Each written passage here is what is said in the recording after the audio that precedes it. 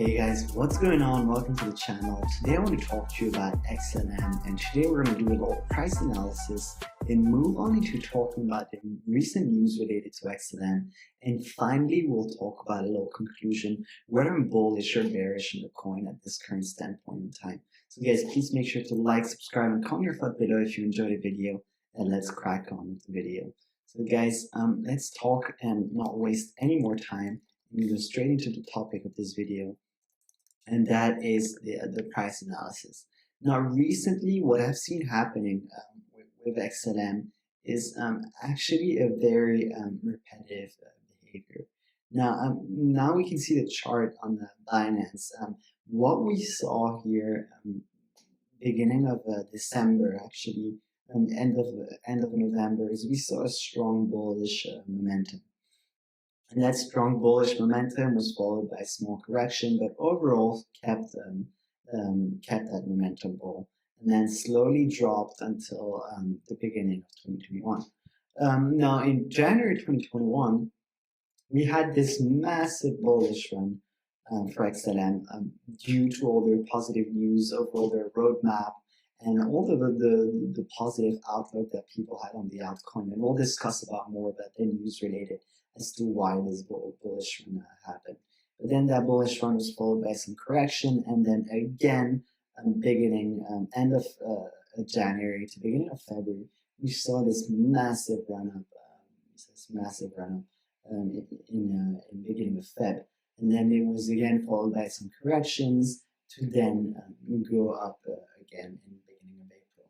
Now we all know that April is actually a very bullish month for crypto. And this is where my standpoint comes in. I believe that this pattern will occur once more. Now we've seen this pattern occur exactly here. So we lost some momentum with the bears taking power, and then this was followed again by some bullish momentum. And so what I'm thinking is going to happen is a similar behavior to what happened in the beginning of 2021 and at the end of December, where we had those two very repetitive patterns.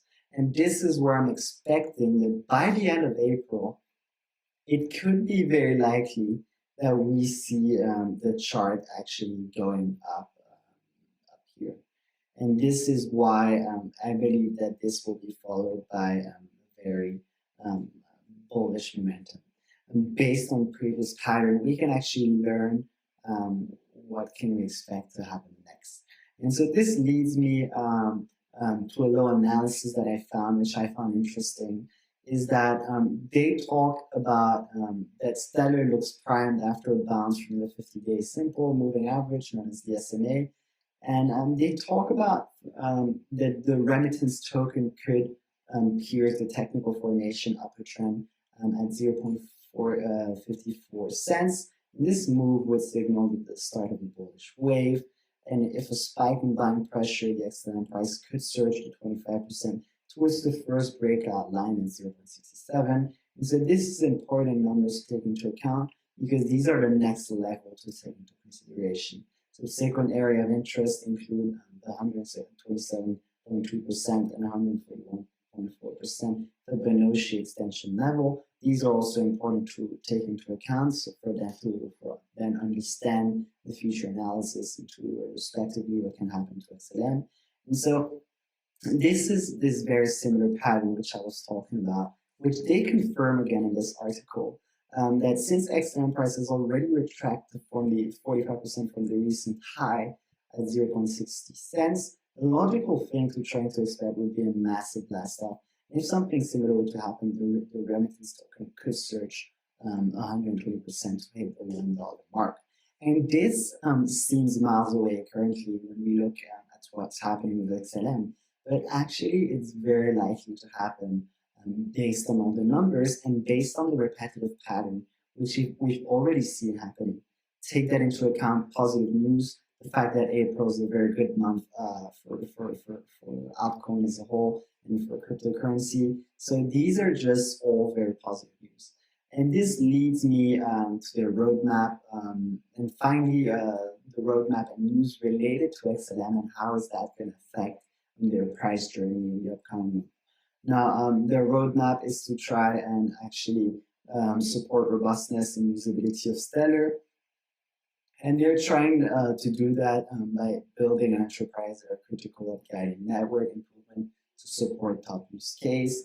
And basically, they're trying to invest in safety and resilience of Core and Horizon. We've talked about the partnership with Horizon and how it's going to only benefit them as a whole in the long term, and the fact that they're trying to improve liquidity of the Stellar network.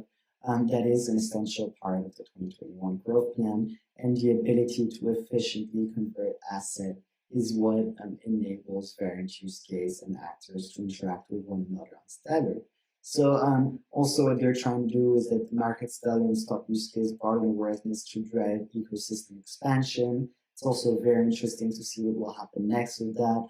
The important part of the SDS work in 2021 will be focused on supporting the enterprise that are already building on Stellar through marketing efforts.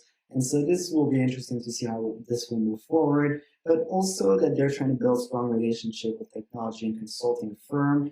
It just shows the seriousness of the project and how much they're actually driven to move forward with this project. And because they will try to grow this relationship in 2021 by building formal partnership with at least 10 consulting firms. And this is very big news because it just showed us that they might be telling us stuff which we don't yet know, is that they've actually maybe secured a few partnerships already, which would be very good news for XLM in the future and in the short term as well as the long term. And so this is a little bit about the roadmap, very exciting stuff coming ahead for them. But also in the news with Stellar Lumen is that, like I said, they talked about even Akon doing a partnership, the singer doing a partnership with Akon City in Uganda by 2036. And what's very good news for actually XLM is that they have agreed to allocate him land of the size of 1 square mile. And the city what's the most beneficial for XLM is that it will operate on Akon currency, which is a Stellar-based cryptocurrency.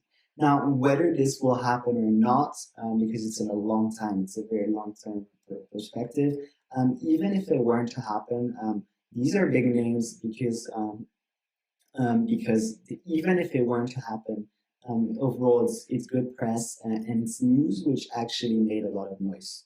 And so for the coin as a whole, it's positive because people, as soon as they hear this, they actually think they're actually going to get interested into it and be like, oh, what is this crypto? And you're going to have this FOMO aspect of I'm actually ready to invest in this because people are talking about it, etc., etc. So it's very good news for the coin as a whole. And I think it's interesting to see how this project will move forward, but also less related to XLM, but more cryptocurrency as a whole, is that hedge fund giants have invested in Bitcoin Trust. And JP Morgan CEO on crypto regulation was actually very positive. Now they talk about in the article how US dollar 48 billion in hedge fund giant Millennium Management invested in a Bitcoin Trust. And that's very good news because we see the big institutions starting to trust more cryptocurrencies. And when we have these big movers actually openly, publicly telling about this, it's actually going to be very interesting to see what will happen next for cryptocurrencies as more bigger institutions start investing into crypto and hopefully into altcoins, which will drastically increase the price of those small market coins. And so also Jamie Dimon, which is the CEO of JP Morgan, placed the legal and regulatory status for cryptocurrency on a list of serious emerging issues that need to be dealt with and rather quickly. Now, he said that such issues include the growth of shadow banking and the proper and improper use of financial data, the risk that cybersecurity poses to the system. And even though this might sound bad at first, it's actually good because it's opposing the two systems. And the fact that it's opposing them just shows that we have a current problem in our financial system. And so it's interesting to see how it will move forward based on how Jamie Dimon actually talked about this. what can we expect to happen as more institutions start to normalize the investment into cryptocurrencies.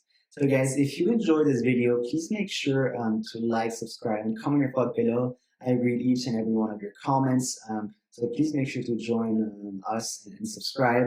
If you found this video valuable, please let me know what other type of video you'd like me to do, and I'll make sure to have a look at it. And finally, I just want to say that I'm not a financial advisor, but overall, I'm very bullish on Lumens' performance for 2021, especially for the month of May, as we expect is very bullish momentum.